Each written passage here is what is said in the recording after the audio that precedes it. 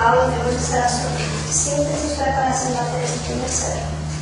Então a gente está ainda na nossa primeira parte, que trata das matérias-primas cerâmicas. A gente viu, na aula passada, sobre, viu uma pouco sobre matérias-primas cerâmicas naturais, que são utilizadas na indústria de cerâmica tradicional. Agora a parte mais, vamos dizer, mais tecnológica do processamento cerâmico, que é a síntese e preparação de matérias-primas cerâmicas. Agora, a gente tem que considerar o seguinte: a quantidade de síntese, como a gente vai ver, é muito grande e muito específica. A gente não tem como abordar tudo. Então a gente vai procurar abordar as principais técnicas de síntese. E as principais características, as principais aplicações.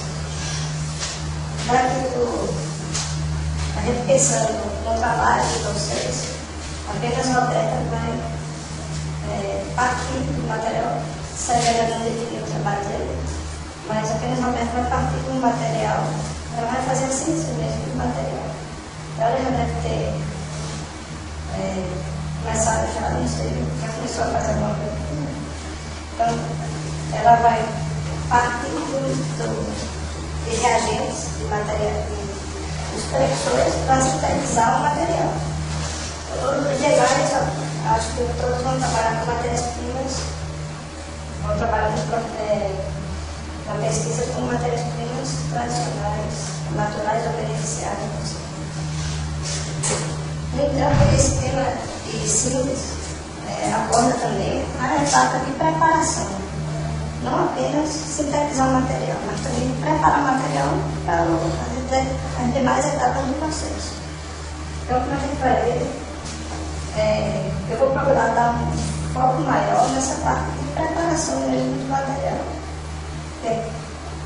Mesmo sintetizando o material, depois tem a etapa de adequar o material para ser utilizado, a etapa de preparação.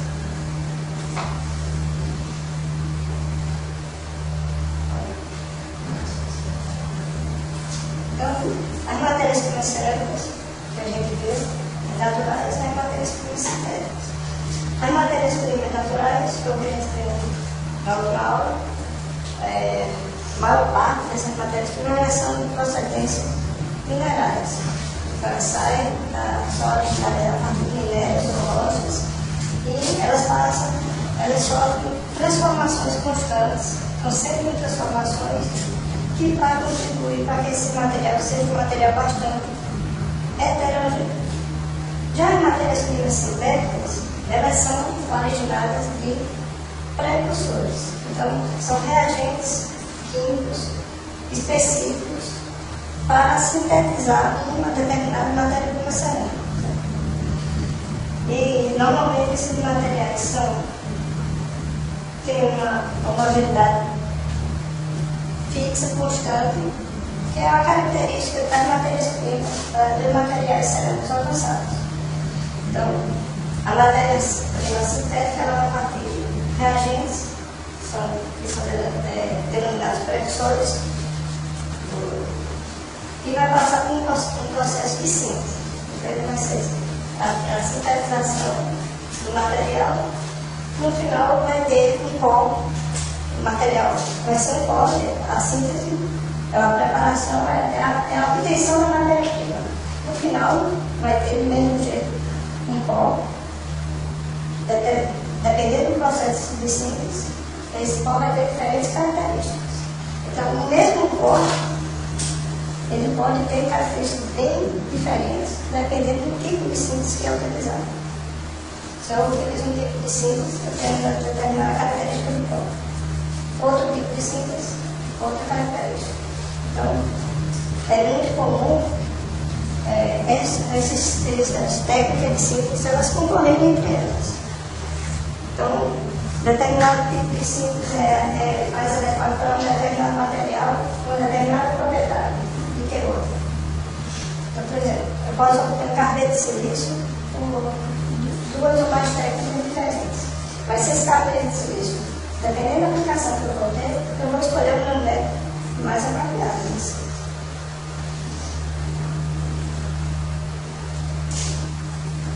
Então, de uma maneira geral, qualquer processo de síntese, a gente tem que pensar nas características e as características desejadas desse material, desse pó. Quais as características que eu vou necessitar para processar meu material, para utilizar aquele material sintético, aquela minha matéria-prima sintética. Então, as características do pó final, tem a característica do pó final é a gente pensar como a gente vai tratar, sintetizar esse material inicial. Então, a primeira característica que a gente tem que analisar e determinar é com relação ao tamanho e a forma das partículas. Né? Qual o tamanho que a gente necessita para processar o material, qual a característica, o formato dessa partícula. Então,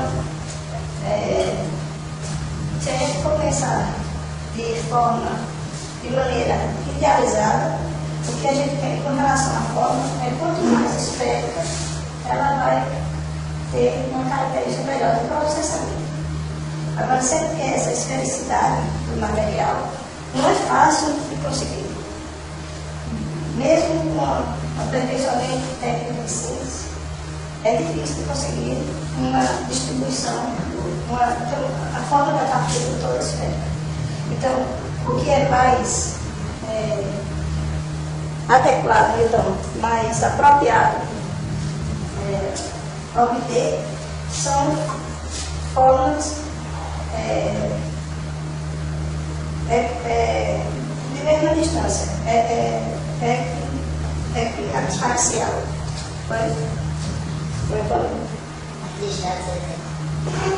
Então, a distância de uma direção, por exemplo. Se eu tenho. Então, o formato esférico seria o tamanho ideal. Então, a ele teria um diâmetro, um raio determinado. Então, essa é a forma ideal. Se eu não consigo um formato esférico, o ideal é que ela tenha uma constância desse diâmetro. Seja ela nesse formato, seja ela no formato, em outro formato qualquer, diferente da esférica. Mas quanto mais a gente se aproximar do formato esférico, no caso vai ser melhor para processar o material, para as etapas seguintes, para as características finais do material. Com relação ao tamanho, todo esse assunto, vocês estão copiando, é bom que você pode anotar, mas todo esse assunto tem no capítulo 2 do livro. Capítulo 1 e 2, cobre todo esse assunto que a gente vai falar agora. Com relação ao tamanho, o tamanho das partículas, o que seria melhor, o tamanho de partícula grande ou pequeno?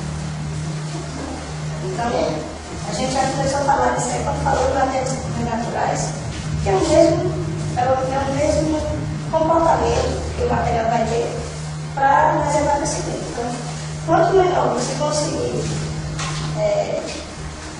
diminuir o tamanho das partículas, sintetizar o material com um tamanho de partícula menor, vai ser melhor para a última etapa, a etapa de queima, a etapa de sintetização. Né? Porém, se essas partículas são muito pequenas, tem aquele problema, um velho problema de o material tender, ela vai ter uma energia superficial muito alta. Então, ainda na etapa de preparação, na etapa de síntese do material, o material vai tender a se juntar, a aglomerar. Então, essa aglomeração, a gente pode esquecer desse processo de aglomeração do material quando se diminui o tamanho dessas partículas. Então, o ideal seria partículas pequenas, primárias e sem aglomeração. Então, Quando a gente vai pensar no processo de síntese, a gente tem que pensar qual o formato que essa síntese vai proporcionar no material. Qual o tamanho médio que foi aproximado dessas partículas. Então, se eu quero partícula numa faixa, eu vou analisar se aquele tipo de síntese é necessário, é compatível com o tamanho das minhas partículas. Se não, se o tamanho da partícula for superior à desejada, depois da etapa seguinte, que é possível preparar um material, um processo mecânico de redução do tamanho da partícula. O amolagem é o exemplo, o principal tipo de redução de partícula. Fica muito fácil. Então, outra questão relacionada ao tamanho das partículas é com relação à distribuição. Então, do mesmo jeito que as matérias-primas naturais se comportam com relação à distribuição, as sintéticas também. Então, o ideal, se a gente for pensar lá no final também, depois da etapa de conformação, da etapa de sintetização do material, o ideal é ter uma distribuição monomodal ou menos, vamos dizer, menos larga possível. Então, se a gente tem a distribuição dessa forma, se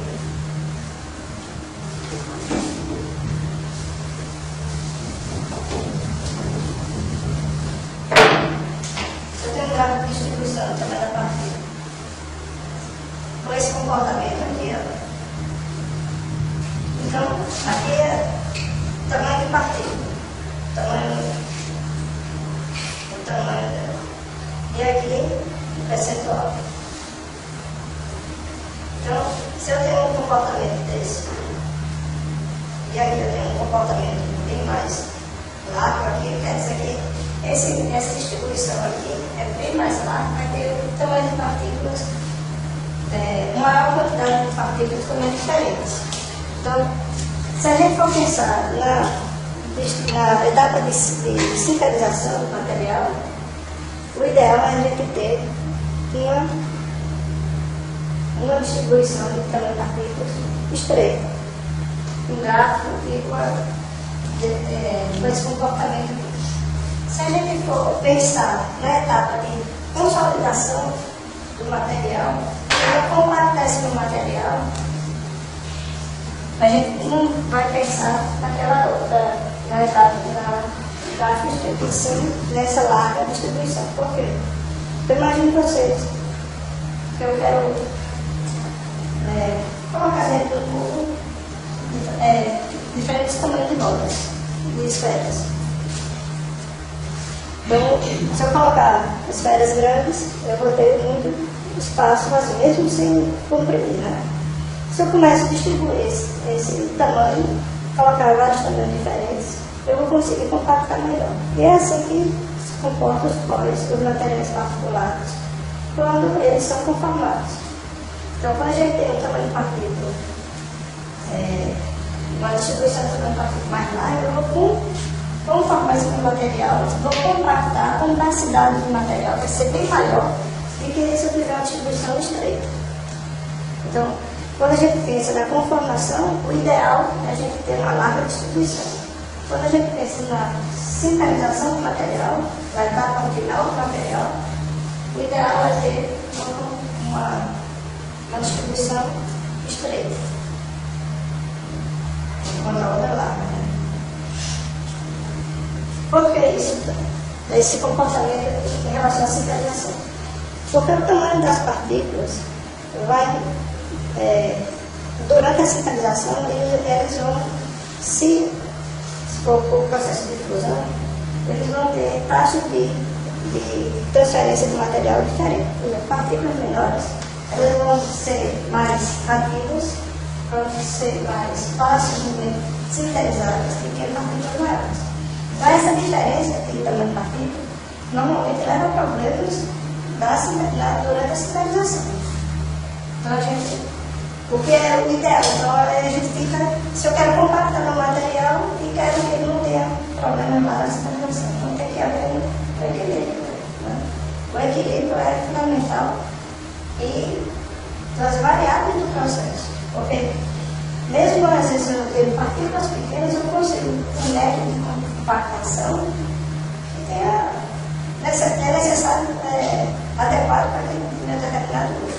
Então, a gente trabalha com outras variáveis, que são, no caso, também partícula pequena, esse que eu quero. Então, eu vou trabalhar com outras variáveis para compactar melhor o material. Tem que pensar sempre nessas situações. Estado de aglomeração. Então, isso aí, como eu falei anteriormente, quando a gente tem um tamanho de partícula pequena, a gente tem a ter um estado de aglomeração maior. As partículas tendem a aglomerar. Então, qualquer processo de síntese, o ideal é a gente ter partículas não aglomeradas. Após a síntese, após a sintetização da material, a gente vai ver que tem processo de síntese que ele tem, depois tem que passar por um processo de desaglomeração do material. E outro não, o material das partículas vão ser partículas individualizadas. Então tem síntese que proporciona aglomerados, que necessariamente tem que passar por um processo de desaglomeração. E o processo de síntese que produz partículas primárias. Então, o que a gente quer no estado de aglomeração é não ter aglomerado, porque se aglomerado é como se a gente quisesse o tamanho de partícula, produzisse esse tamanho de partícula, mas no final a gente não estava usando a quantidade de partícula individualizada, a gente estava usando partículas maiores, aglomeradas.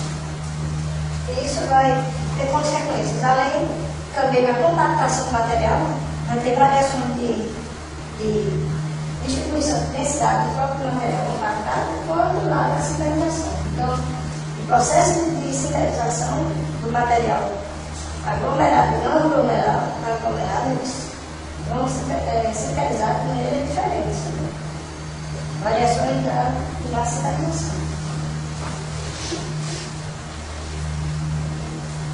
Composição química e fase. Então, no processo de síntese, o que é muito interessante a gente sempre observar é com relação à composição química. O que é a composição química que faz? A pureza que aquela síntese vai proporcionar ao material. Então,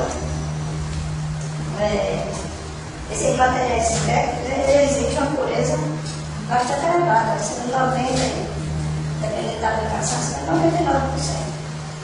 Então, tem síntese, mas a gente vai ver que tem que ter muito cuidado porque a gente produz impurezas. Se essas impurezas, depois elas têm que ser tratadas, elas têm que ser retiradas no processo seguinte da síntese, para que o material, as impurezas não contaminem, não influenciem no pó obtido. Então, são essas características necessárias, desejadas do pó. Tamanho partícula, forma, a gente tem que sempre pensar na forma que pó é, tamanho, a distribuição, a aglomeração, a composição química e de fase. Então, nessa tabela seguinte aqui, tem um resumo das características desejadas de um pó para a fabricação de uma cerâmica avançada. Então, com relação ao tamanho de partícula, quanto mais fina, aqui tem um valor que é considerado um valor padrão, abaixo de 1 micro. É considerado na síntese um processo que produza partículas inferiores a 1 micro para determinar, para processar esse material. Com relação à distribuição do tamanho, como eu falei aqui, estreito ou monoespécie. Quanto mais estreito, ou ela lá no gráfico monoespécie. O formato esférica ou hexaxial, essa palavrinha aqui que eu não lembrei naquela hora, é o hexaxial. Então é a mesma distância nas mesmas direções. É isso que significa esse que eu tentei desenhar aqui para vocês. Se eu não consigo o formato esférico, o desejado é ter uma forma de partícula hexaxial. O estado de aglomeração não aglomerado, ou se tem sejam móveis, porque é aglomerado em móveis. É que seja possível de desaglomerar na etapa seguinte. Então, esses aglomerados móveis, eles são formados por forças de ligações secundárias, que o processo de moagem seguinte vai conseguir facilmente desaglomerar esse material. Composição química. Alta pureza da composição química. Então, na próxima aula a gente vai ver sobre caracterização do pó. A gente vai ver tudo sobre composição química do pó, qual é a composição química, qual o estado de aglomeração, como determinadas partículas de distribuição. E composição de fases, o ideal é ter uma única fase no material. Então, determinados processos de síntese, que é comum, isso é uma característica do material, é ter fases diferentes.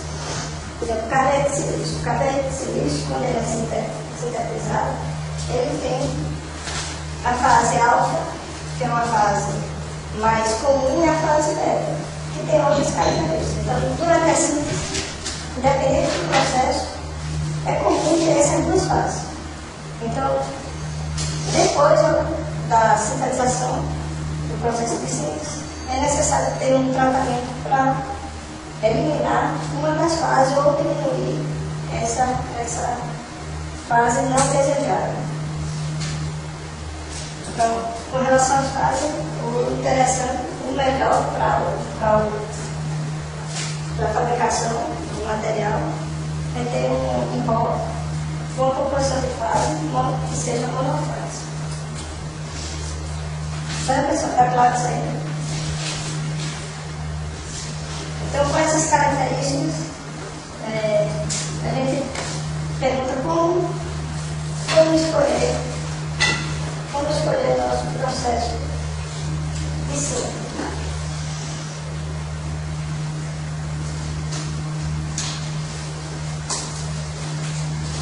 Então, e aí, como a gente vai escolher? Se tem, de aí, tem dezenas ou mais processos de síntese de materiais cerâmicos.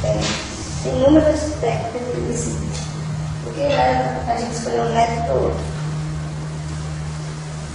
As características finais, né?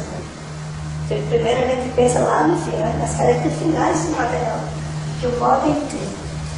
Além disso, a gente tem que ver também, no nosso caso aqui, nem tanto, mas se for para a indústria, questão de se é viável fazer aquele processo de síntese para obter um determinado pó. Além daquelas características finais do pó, as características desse pó tem que ter do meu interesse, que são essas questões que a gente viu anteriormente, tamanho, distribuição, forma, fase, composição.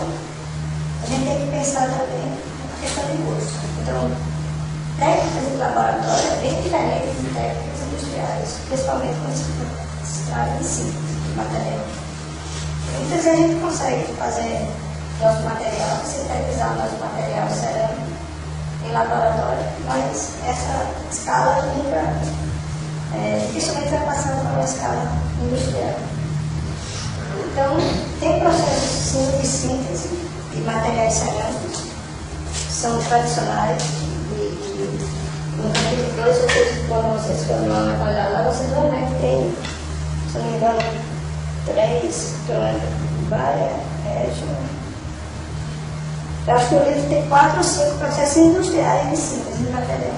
Inclusive, tem, a gente vai ver também mais na frente, que tem um processo industrial que é de síntese, que tem parte de mistura de precursores.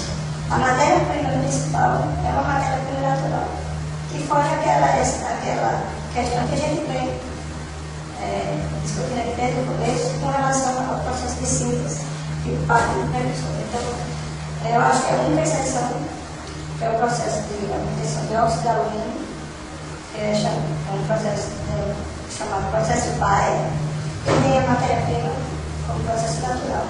No entanto, o processo em si, ele vai ter muitos reagentes que vão trabalhar com essa matéria-prima natural. O processo em si é um processo de síntese, é um processo de precipitação do material pelo processo vai. A matéria-prima principal ela é de origem natural. Então, essa é a única exceção para você chegar lá com você não se assustar.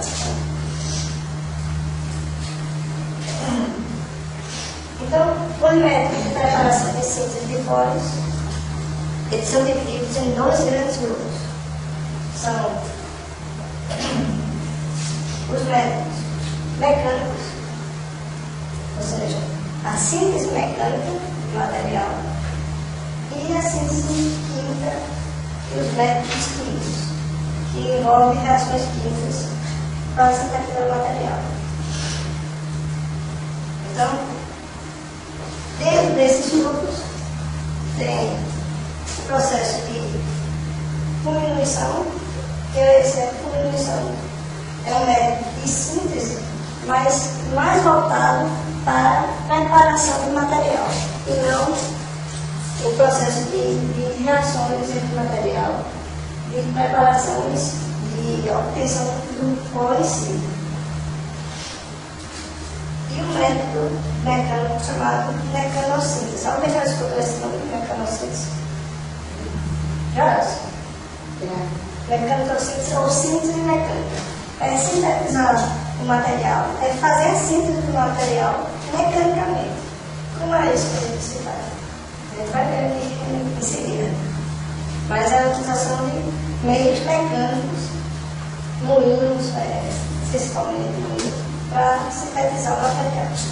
E os métodos químicos, eles são mais, vamos dizer, tem uma quantidade maior de síntese, que envolve reações em estado sólido, reações em soluções líquidas ou reações da fase vapor. Então, eu posso sintetizar meu material apenas usando reagentes no estado sólido. Meus precursores são sólidos. Então, minha reação vai ser no estado sólido.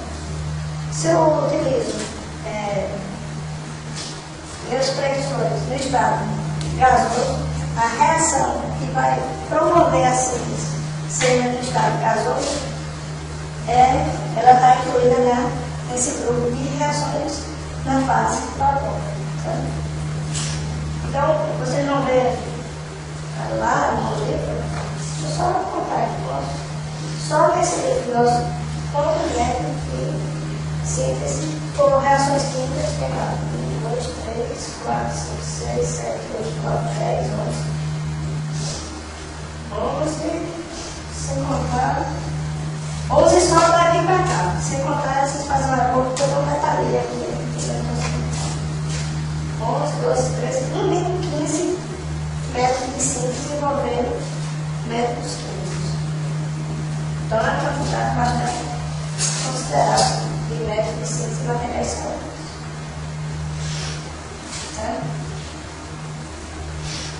A priori, a gente já diferencia um método mecânico de um método químico.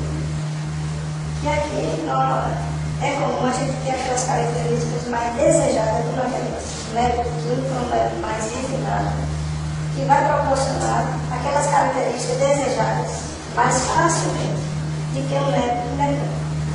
E normalmente, quando é comum utilizar um método de síntese química e depois processar ele mecanicamente, ou utilizar um método mecânico para concluir o processo de síntese. Então, o inverso, usar um método, por exemplo, usar mecanossíntese e depois o método químico, essa via não existe. Mas a via contrária, usar um método químico e depois completar com o método mecânico, existe essa possibilidade. Seja ela completar mesmo a reação química com o método mecânico, ou seja, pelo processo de preparação. Então, no nosso caso, Aqui, como a maioria de vocês vão trabalhar com matérias-primas naturais, vão trabalhar com processamento, talvez o mecânico seja de mais interesse do que esses métodos clínicos. Então, os métodos mecânicos está na emenda também da nossa disciplina, que tem etapa de preparação do material. Então, o que a gente vai ver aqui, essa etapa de preparação, está dentro desse método clínico de síntese de material.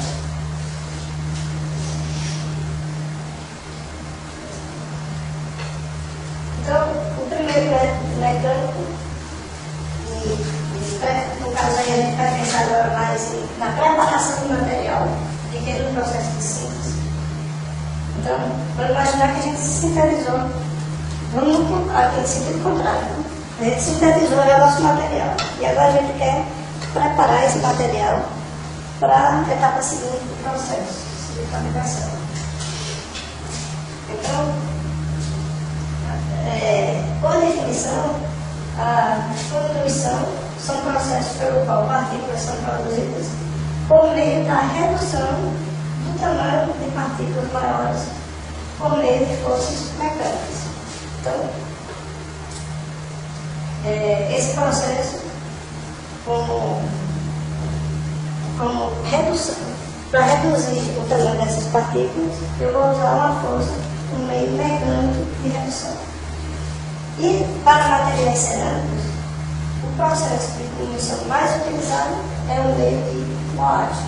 Então, nós todo mundo já ouviu falar de moagem, é uma técnica de redução de partículas bastante eficiente, dependendo da característica do pó e dos equipamentos que a gente tem para reduzir esse tamanho. Então, tem pós que são difíceis de redução do tamanho, enquanto outros são mais fáceis. Então, os carpetes de silício, materiais cerâmicos bastante duros, eles são difíceis de ser reduzidos do seu tamanho. Então, depois da síntese desse material, não é fácil reduzir